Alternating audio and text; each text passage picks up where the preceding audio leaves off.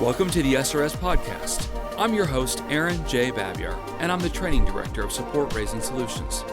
Whether you're a new ministry worker or a veteran looking to increase your competence and confidence, Support Raising Solutions seeks to bless you in your quest to be a spiritually healthy, vision-driven, fully funded Great Commission worker.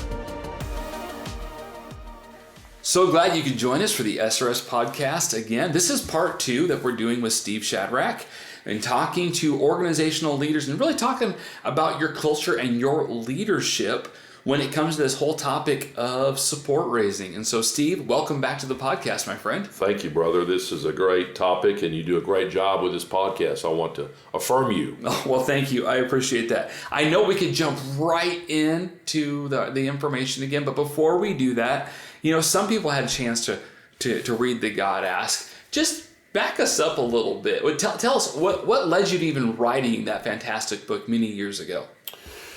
Well, I had gone on support myself in 1986, and I did not get any training. I write in that book that I didn't know what to do except go to every single person I'd ever met and ask them to join my monthly team and then let them answer.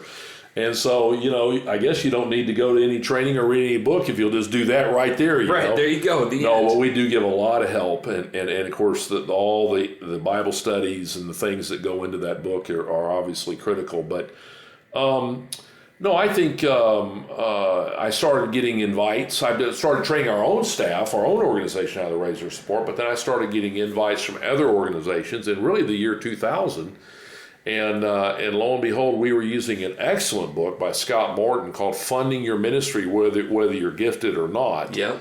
And so I was learning all kinds of things from the navigators through Scott and through I went to their training. I think I paid $550 to go through the nav training in the year 2000. Wow. It was 4 or 5 days there at Glen Eyrie at Colorado Springs. I paid $750, I remember, to go through the 6 days of training with Crew, Campus Crusade, down in Daytona, Florida. Yeah. And I was just soaking in all that I could to learn from the best, and then trying to put it into practice and be a neutral entity. Sure. So I was not Crew or Navs, but I realized there's this huge swath of Christian ministries all around the U.S. and beyond.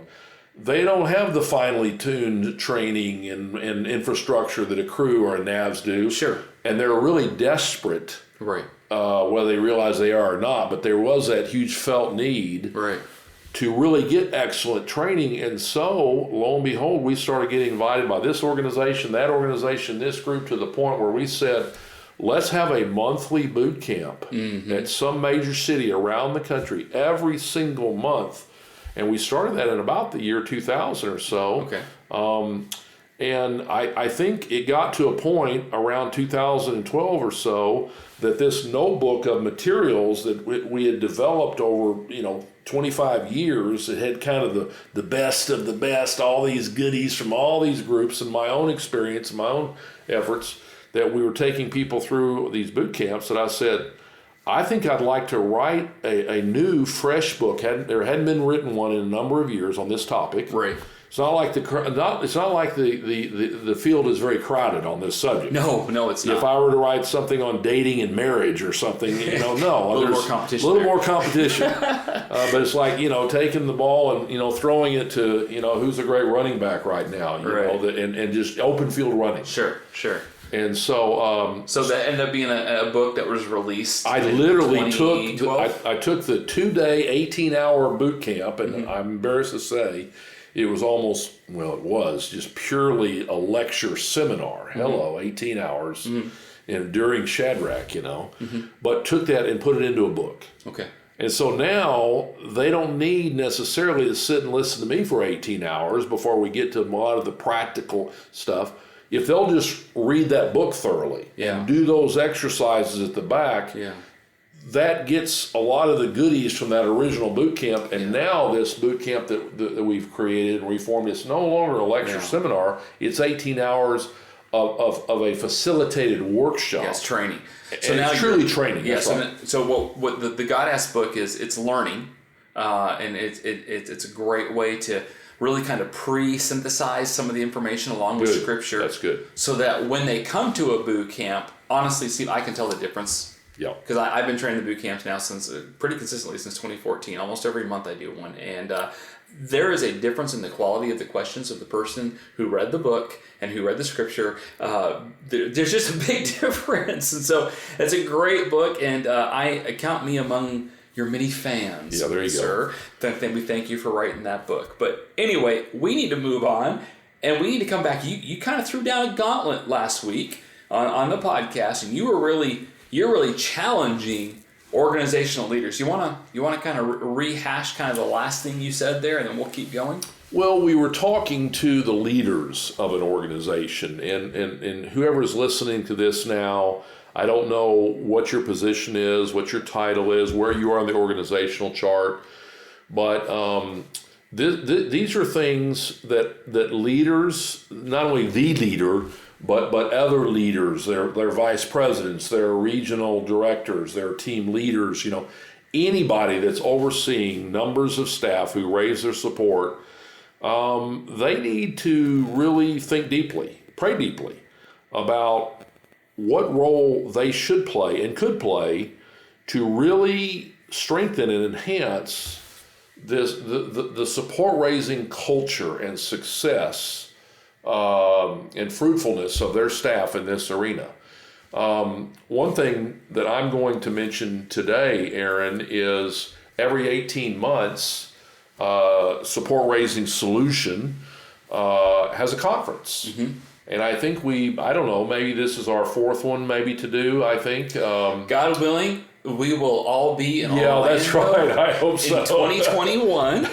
That's the plan. That's still the plan. It's kind of mid or late April, I think, in Orlando. You can go to the website and see it. And I think at the last one, where were we? Phoenix, and we had, I don't know, maybe 350 leaders from 130 or 40 organizations or something. You might be underestimating that a bit, but yeah, you're about somewhere right. in that arena. Yeah, and we were prior to COVID expecting well over 400 at this next one coming up. Yes. But about that conference, what about it that is so special that you would say, hey, organizational leader, when it comes to support raising, you want to get to this thing? Well, it's broken down. We normally break it down into 4 areas, and we kind of slip a 5th one in. And so we break it into the culture.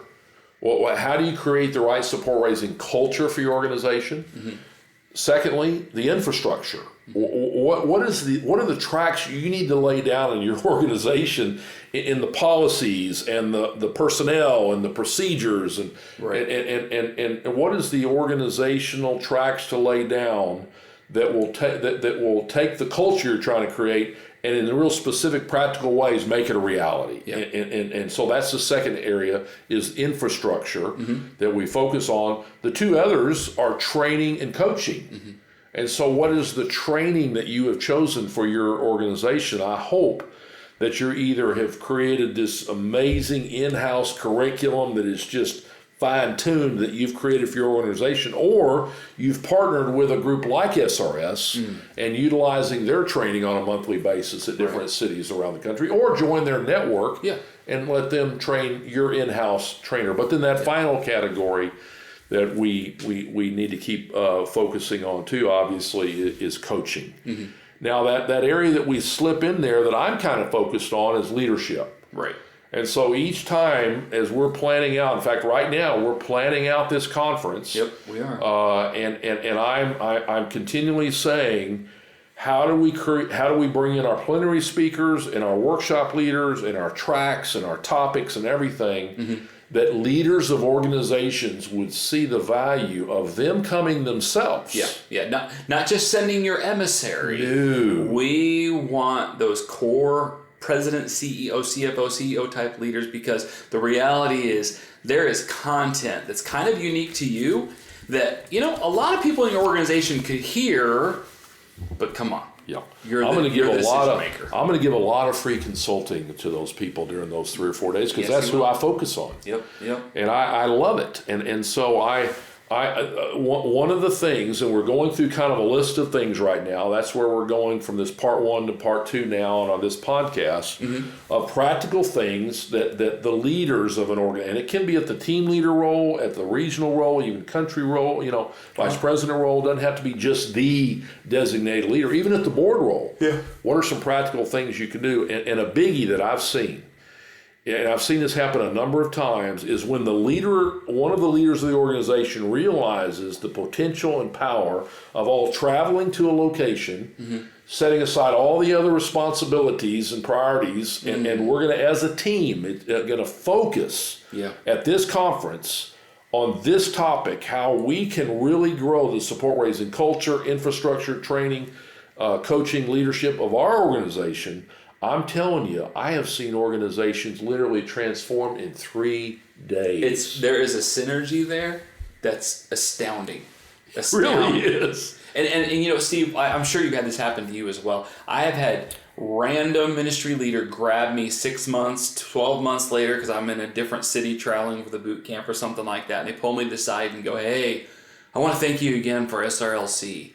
I'm like, okay, yeah, you're welcome. I mean, I'm just the MC usually. I do a little bit of training and teaching. I'm mostly the MC. Well, you're the face guy. We got to get someone really good looking up there. I need some plastic surgery. Well, the dentures are nice. The white dentures are nice, But listen, what they say is, hey, our organization changed. There's hope. Our organization didn't have hope before. Yeah, hope. And then there's, and we have leaders getting involved. Like we were talking about, can we survive?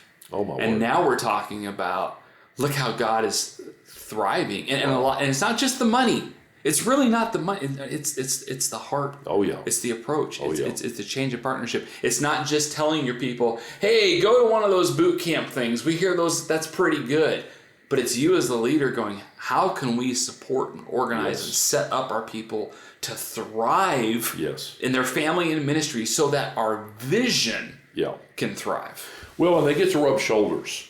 I mean, you're sitting out there with 350, 400 people from 140 different organizations, small, medium, large, all the major organizations are there. You'll meet people from all the biggies. And they're not rookies. Oh no. They bring their heavyweights with them, I promise you. You'll rub shoulders with very experienced leaders in these different areas. But they're also the beginning organizations and the smaller and medium-sized organizations in there. And we break you up into all kinds of different small groups and discussions and workshops and labs and things. We're now in meals, every meal, you're sitting with people that are going through the same things you're going through, and you're rubbing shoulders with them, and they're having the same issues and struggles. You realize you're not alone in this. So if I was listening to this right now, this podcast, I would be making a list of 3, 4, 5, 6 people at the least, really, maybe even more. But who are the key individuals, kind of some of the key influencers that if we pulled together from your own organization, from our own organization, and some of them might be, really organizational heavyweights, presidents, vice presidents type people, but it may be 1 or 2 rank and file people who have really been successful in this, that if they could see the vision, catch the vision. Also, why not bring a board member or 2 if your board gets fired up about this? Yep. And we've had board members from organizations come. Oh, yes. And it's shocking to me. Sometimes they're more fired up than the people, it's their staff position, because they're realizing a lot of our problems can be solved if we do some leadership changes, right? Yes. Not that they're trying to get rid of you, Mr. President. That's right. But yeah, it's significant. And honestly, Steve, real quick, there's nothing else like this that I'm aware of. No. I mean, I know there's something in Europe that's kind of similar, but I'm not really aware, at least in the United States, of any other gathering quite like this that says, hey, we want you, leaders of organizations that have people who personally raise and live off support, we want you to thrive. Yep. We want you to run towards your vision, not just stumble along. I wish our listeners could, maybe they were, but I got to lead some different workshops, at the last one, and it was all focused on the leaders. And I can picture these 2 different workshops, and they were packed. I mean, to the gills. That's because it was you, not me. No. No, but I mean, these were people, some 20 and 30 somethings, but many times leaders of organizations are 40 and 50 and 60 somethings. Mm-hmm. But I mean, there wasn't an empty seat. And they were soaking this in, not just from me, but from one another. Right. And I could tell they were walking out of there, like you said, Aaron, with hope. Yeah. Not you can get really discouraged and depressed in this area. I have, and I've seen it. You can give up, or you can go into denial, or you can just delegate it to someone else and hope it goes away. Or somehow magically just starts sprouting. Mm-hmm. It usually doesn't happen. Usually, an organization rises or falls on their leadership. And so I would say, along with the suggestions we've already had, go back and listen to episode part 1, because we've already given some practical ideas. But how do you, as a leader, really start to take full responsibility and to shape and craft a number of practical things you can do to really drive your organization to health? In this arena, we've talked about reading blind spots with them. We've talked about identifying, champions within your organization, creating little steering committees. Right. All of you, I'm sure, do regular communiques to your staff. I mean, I'm sure you do. I mean, is it weekly? Is it monthly? Is it, what is it? I would just start to have a steady diet. Have something in there every week or every month or how often you're doing it. Maybe it's a testimonial, maybe it's a tip, maybe it's a quote from the goddess. Some kind of. I would do that every communique. Just to start at a steady diet. I would then start having a more substantial quarterly emphasis on this, where you may have a Zoom call with all the leaders of your organization, or maybe it's with everyone, and maybe it's just 1 hour. Yeah. And you get a guru, you get an Aaron or a Scott Morton or myself or Micah May or somebody, Ellis Goldstein, and step in there and address some area, and the whole organization realizes, man, we're emphasizing this, we're prioritizing this. So I want to give you a couple of examples based off what you just said. One, you said about start making a steady diet within your communique, your monthly thing. Yep. I was talking with a leader a while back, and he said, I realized nobody in our organization was doing a very good job of staying connected with their supporters. And I realized I needed to model that. Beautiful. So he was doing it, Beautiful. But he would start telling hey, I reached out to Mrs. Smith, and when I called her, she shared with me about her husband. Some personal testimonials type thing. Personal, and it led to this, and I wasn't even calling to ask her to increase. But she offered, and she said, hey, we have some extra. Hey guys, don't just pray for your supporters, communicate with them. So I have heard about some president, CEO types communicating that, and all of a sudden, everybody else in the organization goes, oh, well, if our president, if she's not too good for this, exactly. I'm not too good for this. Good. And on the flip side, with the idea of quarterly, I actually, someone reached out to me this week and said, hey, we're doing an MPD sprint. I think they're using a different term for it. Yeah. But they're we're asking everybody in the organization to do, I think they're doing a 10-week thing where they're going to be really, really, really focused on support raising. And he said once a week we're pulling together in the middle of all this. Beautiful. Maybe it was a 4 weeks. I think it was a 4 week sprint. I'm sorry. Anyway, for 4 weeks. Wow. They have a full month. It's what they're doing. They want everybody exclusively. They're pulling aside everything, almost to the exclusion of everything else. What a great idea! And he said, "Hey, listen. Here's the deal, Aaron. We need a pep talk. He said we have a Monday pep talk. He goes, would you just pop on here? Would you give us 20 minutes just to kind of inspire?" And I was like, I don't know what I'll say, but sure. I was like, I need talking points for this. But this I really respect this president that he's thinking beautiful. Not just, well, I hope everybody's busy. Basically, how do we inspire? I love it. How do we measure? What is it we're expecting? If we're really going to do all this for the month of August, I think they're doing the month of August. Yeah. If we're really going to do it, what's that look like? He didn't just wake up one morning and do this. He's planning it. So anyway, great idea, Steve. I interrupted you, but I wanted to give some practical examples. Well, think about what you could do on a weekly basis that would just create a steady diet, right? What could you do on a quarterly basis, a little more substantial, where you're really pulling either all your key people together or maybe all your people together. Maybe it's just a 1 hour component that or 30 minutes even, that you're focused on this. Right. But then why not take at least a day per year. The Ministry of Family Life, it's a ministry of crew that impacts families around the world. They take a full day each year, and they go to a different location, and for the whole day, this is all they're focused on, the whole organization, to talk, to pray, and bring in someone like me to, give all the talks and everything.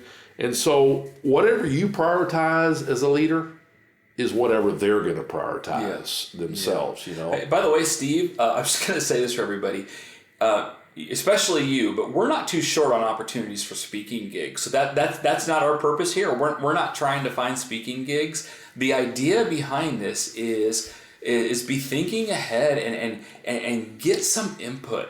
Get some people that know what they're talking about, like a Scott Morton, like an Ellis Goldstein, like a Micah May, like a Jeremy Henderson. People that they don't just walk the walk, they talk the talk, and they've done it on an organizational level. Hey, those people a lot of times they've forgotten perhaps more than what you might know as a CEO. And we're not picking on the CEOs, but it's just they've walked the walk and talked with us so long that they might really bring some great perspective to what you're trying to do.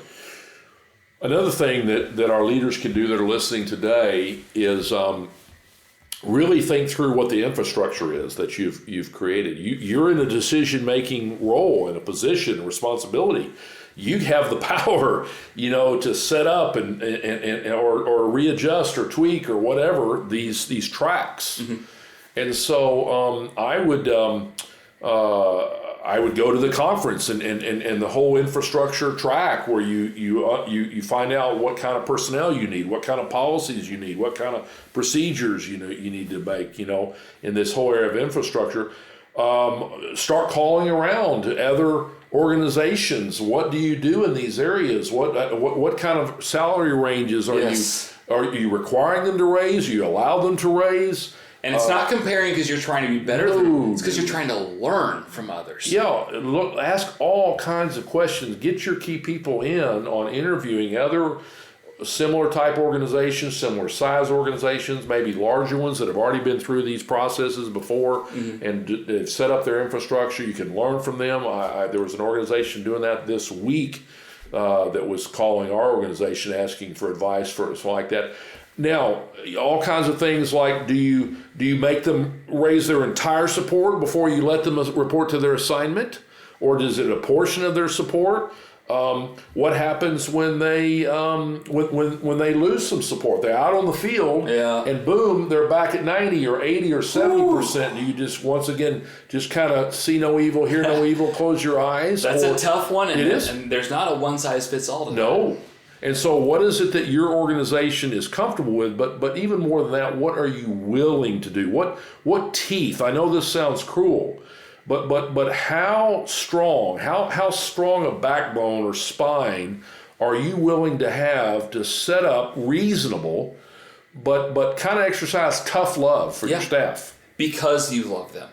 Because you love them. That they've got to sense this is not, I'm the big shot, I'm in charge, and I will tell you what to do. If they sense you've got them under your thumb, that's your motive, you're going to run everybody off. I had a friend, and I'm going to leave the names of the guilty out of this, but he was really having some very significant financial issues personally. He'd never been fully funded. He's with an organization that had no clear policy. And not did I know him, but I knew some of his organizational leaders. So I was in a really unique spot that I had multiple friends and multiple roles within the same organization. It's not one I worked for. But interestingly, the leadership would tell me, oh, we just love him so much. He's doing such a good job. And he was. His ministry job, he was doing fantastic at it. Okay. But they would say, well, we love him so much. He doesn't really want to raise support, and so it would be cruel of us to really force him to make the changes he doesn't want to make. Let's just let him go at his own speed.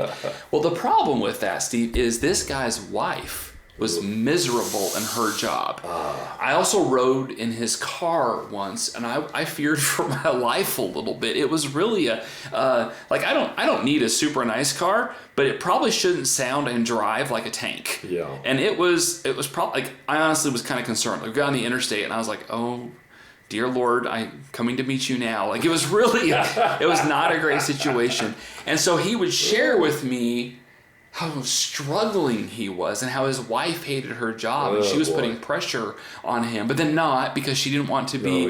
And yet when I talked to the organizational leaders, I'd say, hey, I know this guy does his job really well, but we're not caring, or you're not caring for him very well. Well, yes, we are. He doesn't want to do it. It wouldn't be caring to make him do something he doesn't want to do. And again, it reached a point where it wasn't my business. Yes.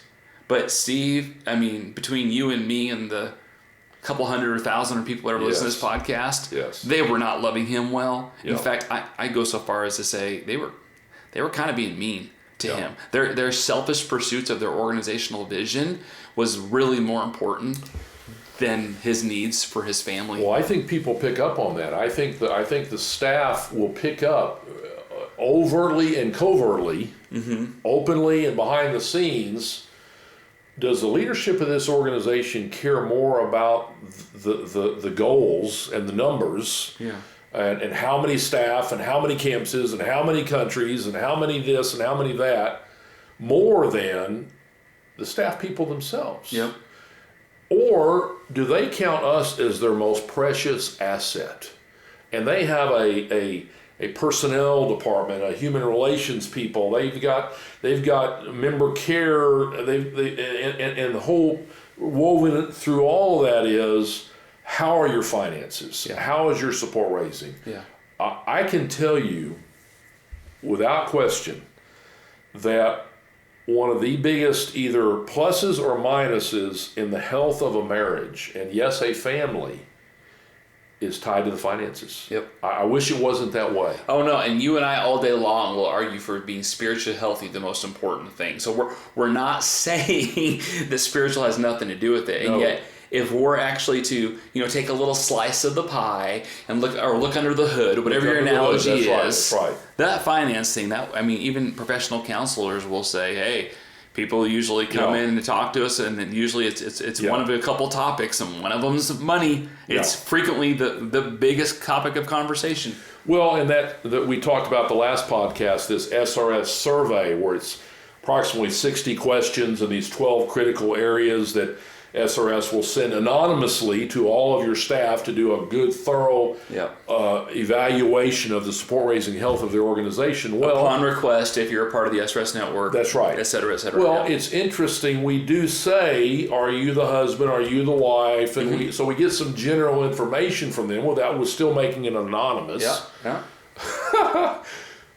The responses that the husbands give versus what the wives give, they don't always line up, do they? They don't line up at all. In fact, one of our questions in there is, how often does support raising put stress on your marriage? Oh, my word. And oh, my word. Yeah, there's some, we put it this way. We're able to see sometimes that there are significant problems. I'm at a point in my life, yes, we have ministry goals. Yes, we are driven to impact the world for Christ. Yes, we have annual and quarterly and monthly goals that we're trying to pursue, but nothing, absolutely nothing, is more critical than the precious staff people, the singles, the couples, the families, and their health in every area of their life is the top priority. And they've got to sense that, they've got to feel that. It's not some motto written on the wall, but it's something that's really in your heart. And I guarantee if you help them and keep them at full support, where they can truly maximize the fruitfulness of their family, the wives especially appreciate that. If they can truly maximize the fruitfulness of their ministry, and they're really feeling that, it's going to enhance your goals. Your goals will be much better reached organizationally in ministry if you can major and prioritize the personal, spiritual, and financial health of those families. They're going to end up being free, emotionally, spiritually, time-wise, relationally, in every sense of the word, to really go out there and impact the world for Christ, because they're not hampered and hamstrung and crippled in their own personal life, in their marriage, in their family, in their finances, because you have allowed them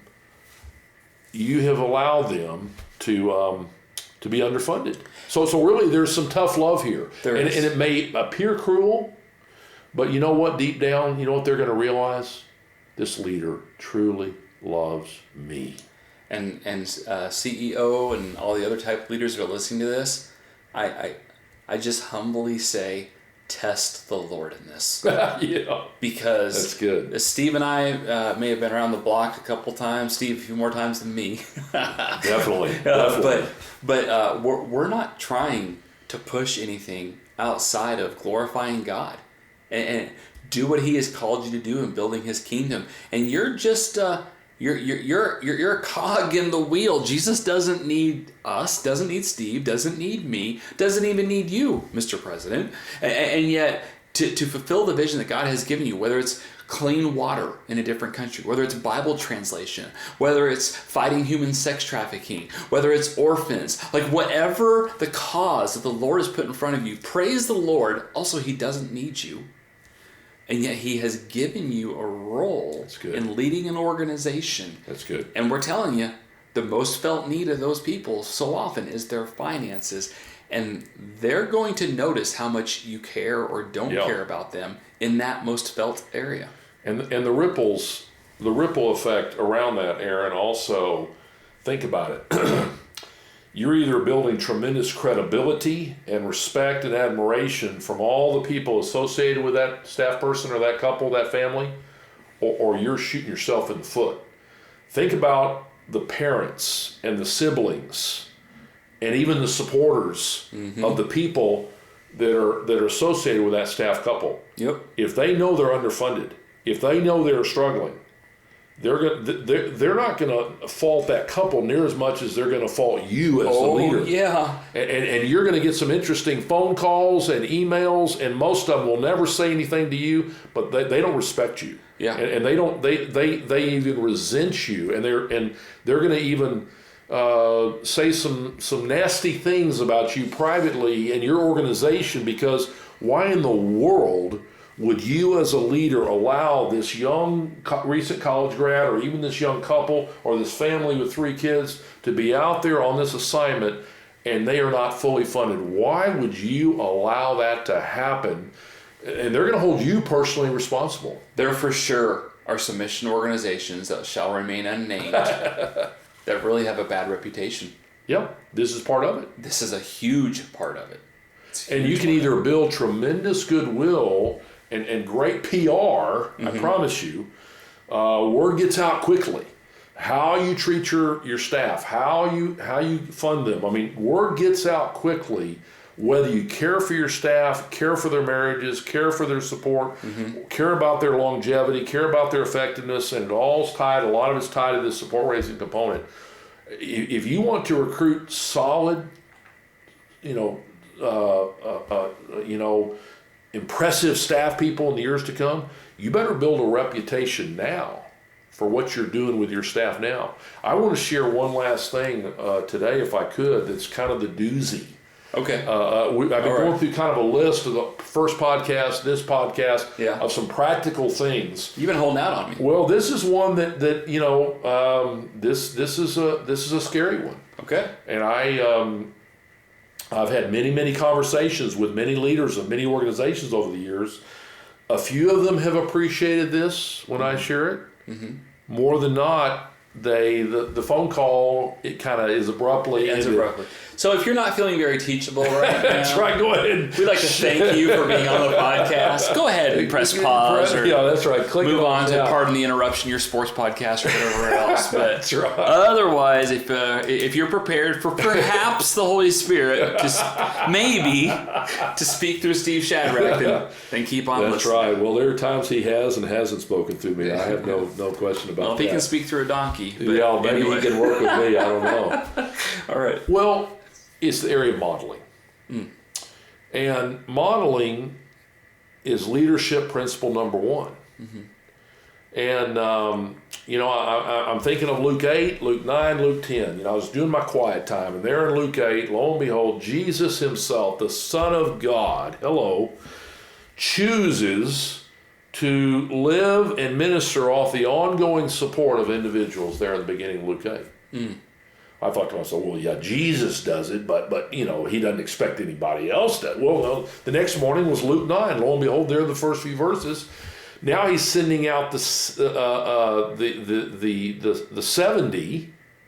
12 to do the same exact thing by twos to every cities, go door to door, ask them for room and board to provide that support as a base of operations for their, and so the thing that Jesus was modeling and teaching and showing them in Luke 8, now he was having his disciples do it 2 by 2 in Luke 9. Lo and behold, I turn to Luke 10, the first few verses, there it is. He's sending the 70 out now to do the exact same thing. Yep.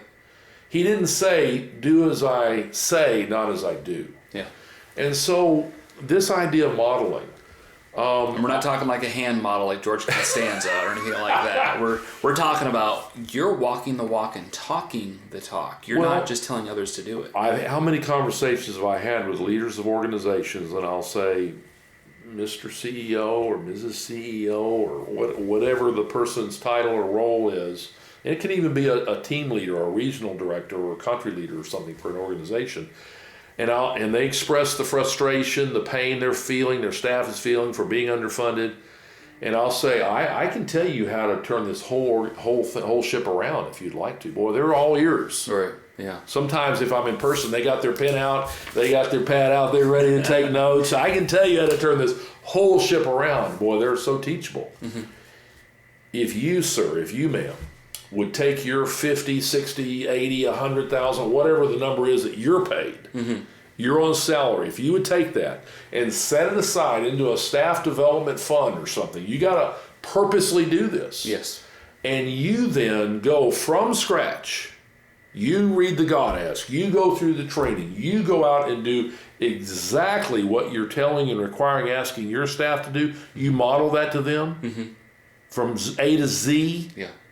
You're going to turn this whole ship around. And the respect they have for you, the modeling that you're doing for them, mm-hmm. you are purposely walking away from a whole salary.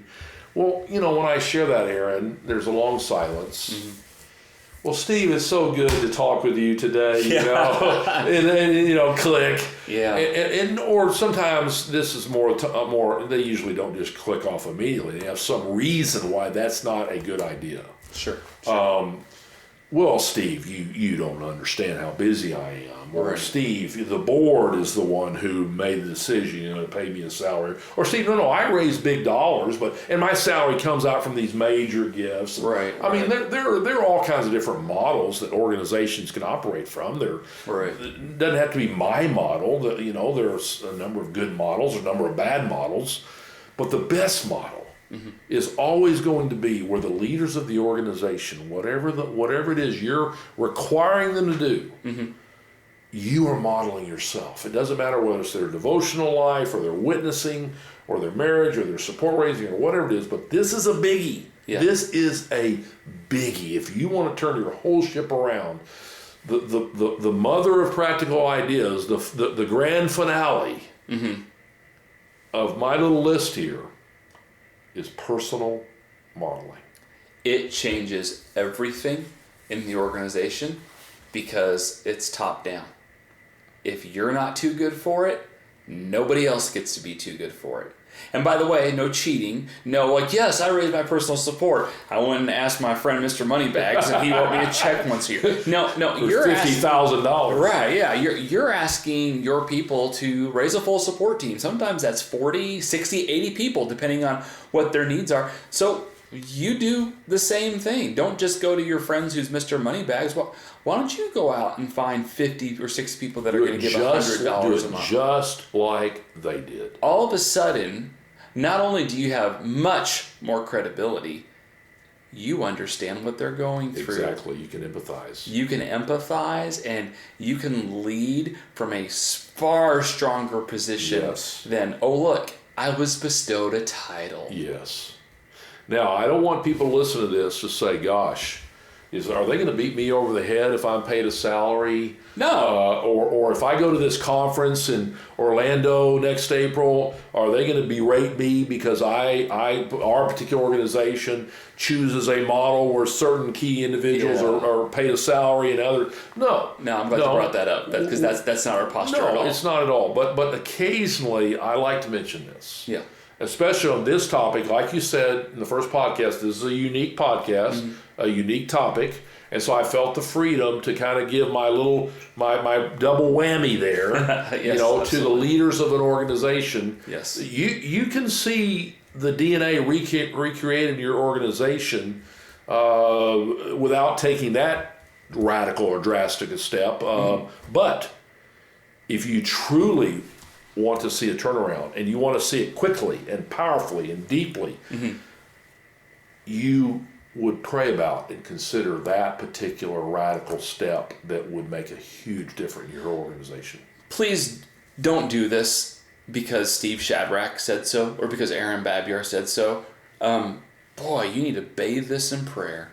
Do some research. Read Scott Morton's book, Blind Spots, which you can get on cmmpress.org. This is definitely one of those decisions that if you're going to make it, we really don't want you to rush into it. This might be something that you might need to talk over with board members, with others in your life, with men and women of wisdom. But really, maybe your spouse too, huh? Oh, for sure, your spouse. And yet, Steve, you and I have both had some conversations with people that actually made this pretty radical step, and they all sound pretty similar. So give me a couple high points. When someone goes from, hey man, I was just getting a nice paycheck and a nice salary, and then I went out and I raised it instead, and here's what happened. What's a couple of the highlights we tend to hear? Well, the power of choosing to do this rather than being required to do this makes all the difference in the world. In other words, when a young staff person or a couple comes on your staff, they're required to raise their support. Or they don't get to be on your team. Or they don't get to be on your team. Or they don't get groceries, one of those things. Yeah, that's right. Well, they're required. Well, when you require someone to do something, that has an interesting response. You always want people to operate from the want to more than the ought to.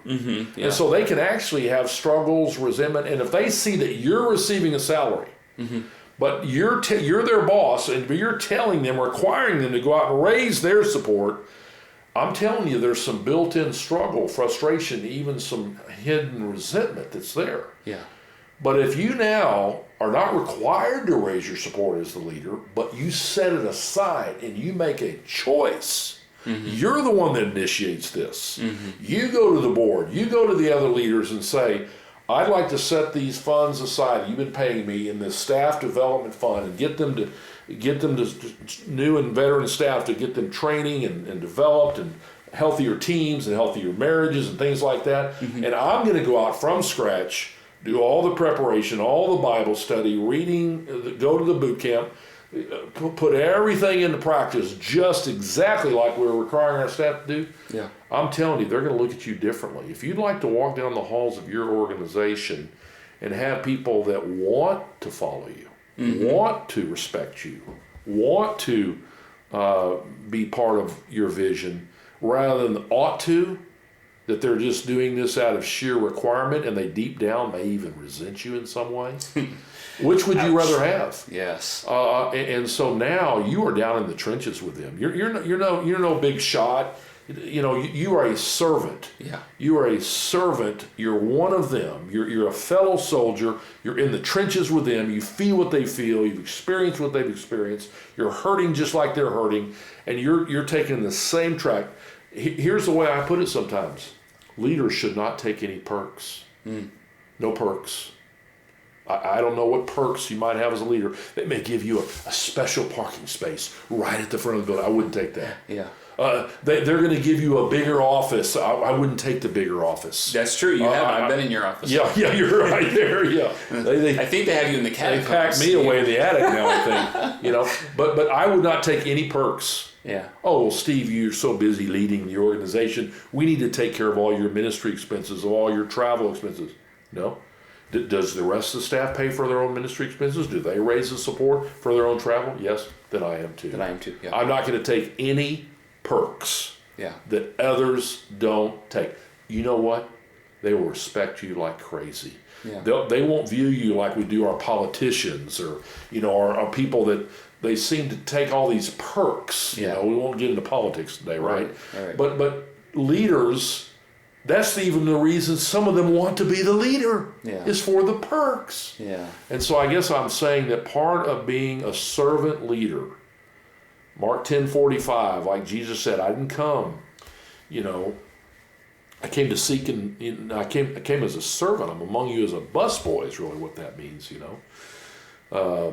And so the idea of coming as a servant and turn that organizational chart upside down, the people are going to feel that. They're going to see it. They're going to know that you are one of them, and they're going to like that and love that, and they're going to want to follow you to the ends of the earth, I think. And leaders, I'll say this too: if you were to make this radical choice, it wouldn't actually be a distraction from being Mrs. CEO, Miss President. That it wouldn't be a distraction. It actually would be ministry. Well, Aaron, I think this potentially has a profound effect on the donors of your organization too. If you're a leader in your organization and you have been taking a salary, or you have been raising larger gifts for projects or the organization, you've been raising $5 and $10 and $25 and $50 and $100,000, $200,000 gifts or more, from major donors. You go, well, I don't want to, go to those people and ask them for $100 a month or $200 a month or $500 a month or something. Well, you'd want to make out your list just like you're requiring all your staff to do, and you'd want to go and say, who are my A list and B list and C list, and what kind of amounts do I want to ask each to give on a monthly basis? I'm building my monthly team, not just annual major gifts, but I'm building a monthly team, just like we're requiring everybody else to do. But as you go to those donors and they realize what's happening here, that you're setting aside your salary and putting it in staff development and staff training. Oh, it's a great, not that you're selling, but boy, that's a great selling point of saying, hey. They've never heard of it. They've never seen it. No, absolutely not. It's insane. And you're inviting them to actually step into the ministry with you to free up funds so that more ministry can happen. I think that, yes.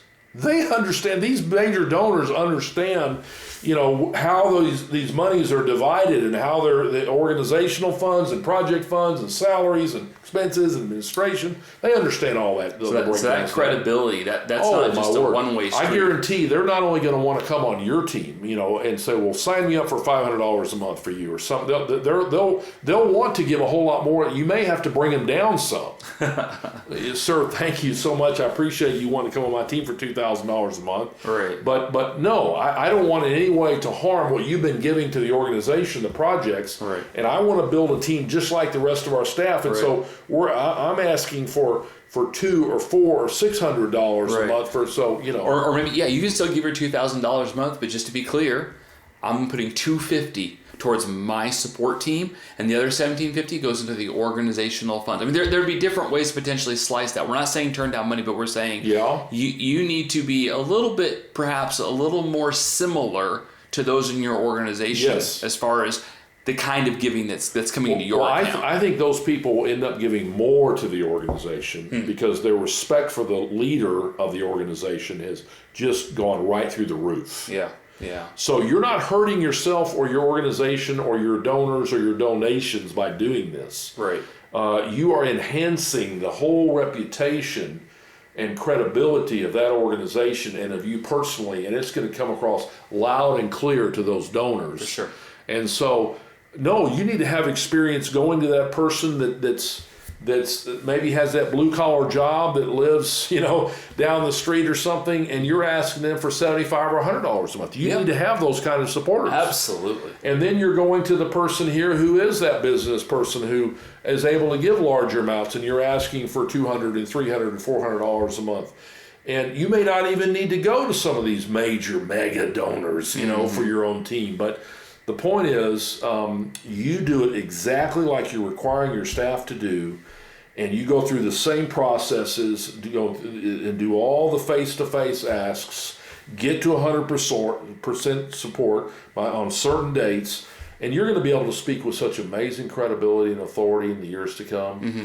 It's incredible the change that will take place in how you are viewed and how you are leading that organization. It'll be night and day.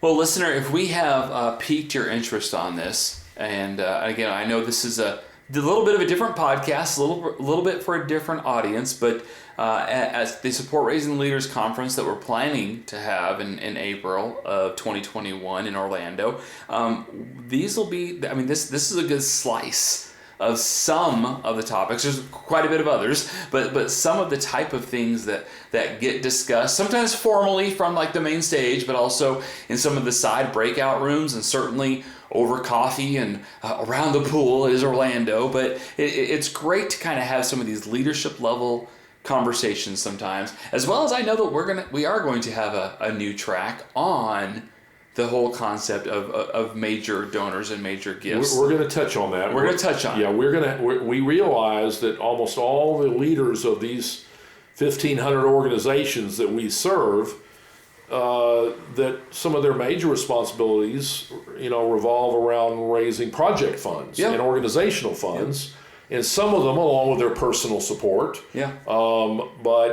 And so we're not trying to become. There are conferences out there. There are 100 books out there on the topic of secular, fundraising.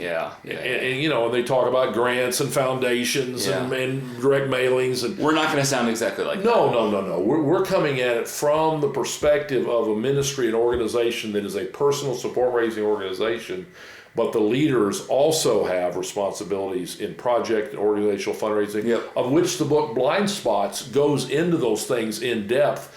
Again, that'd be a place to begin if I was a leader listening to this. For sure. Well, that was a nice little side commercial for that, but I just know that some leaders are going, personal support raising, man, I got enough problem with organizational support raising. So this podcast was not intended to be a commercial for SRLC, and yet we do think it might be a significant thing for you as an organizational leader, and that's why we have brought it up several different times. But Steve, I think that I don't think we can probably exhaust this topic here in just a couple of podcasts, but I do get the sense that we've probably spoken on it enough for now in 2 podcasts. And I don't want any leaders to feel, if they came to that conference, and we're going to have hundreds there, but they won't be embarrassed. They won't be berated. You'll be in a safe space. They'll be in a safe space. They'll be with others who are going through that are in the exact same place. I don't care if you are starting from scratch right now and it's just you and one other person. Yep. Or there's 100 people in your organization, or we'll have leaders there from organizations that have thousands of staff. And we don't care if you're male or female, if you're from the U.S. or a different country. We really, our goal in all of this is that biblical principles apply across the board. Yes. And we will have people who come in from other countries. I think we had 14 countries last time. Yeah, and we have found that the principles that are biblical, there might be some cultural differences here and there in application, but the principles are the principles, and we really enjoy digging in on those. So with that being said, Steve, hey, thank you so much for joining us. Thank you, buddy. And this is the first time we've done a 2-part podcast in a little while, so it's an honor to have you, my friend. Thank you. I'm honored to be here. Thanks for joining us for this episode. We would love to hear your ideas for future content. Please visit supportraisingsolutions.org/feedback to share your thoughts and questions. Also, wherever you download your podcast from, be sure to subscribe for future episodes and come back each week to gain more insight into the process of building and maintaining your personal support team.